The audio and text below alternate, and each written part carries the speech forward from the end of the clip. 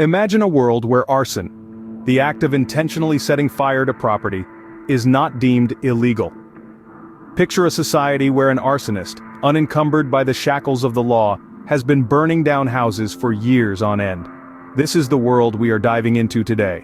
In this world, a beacon of hope emerges. An organization is birthed with a dual mission: to help the victims of these rampant fires and to combat the act of arson in the legislative arena. With each passing year, they gather millions of dollars in donations, all in the name of their cause. This organization takes action, providing for the needs of the families displaced by the fires. But in a twist of irony, they also extend their compassion to the very arsonist causing the devastation. They supply him with clothing, food, and shelter, focusing their efforts on his well-being.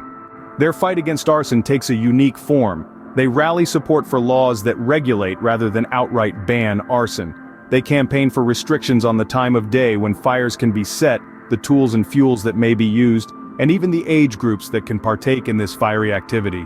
They work tirelessly to reduce the number of fires, but they also strive to make fire setting as safe as possible for the arsonists in their care. Their most fervent concern, however, is to ensure that legal charges are never brought against the arsonist. They fight tooth and nail to prevent any form of punishment.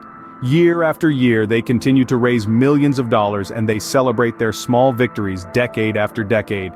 Yet, anyone who dares to criticize their legal advocacy is met with a storm of hate and vitriol.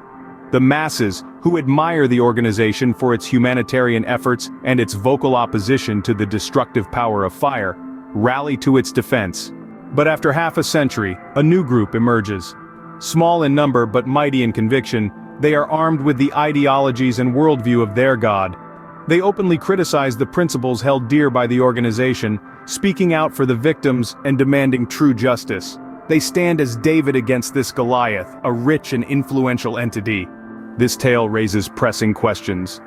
Will this world adopt true justice? Will they realize that it's possible to be both compassionate and just simultaneously? What will become of this David and Goliath tale? The future is uncertain, held in the hands of God. In this exploration, we have journeyed through a world where arson is not illegal, where an organization fights for a controversial cause, and where a small group challenges the status quo. We've seen the complexities of compassion and justice, and the tension between them. As we close this chapter, we're left with questions about the nature of justice, compassion, and the balance between the two. This is a story that continues to unfold, a tale whose ending is yet to be written.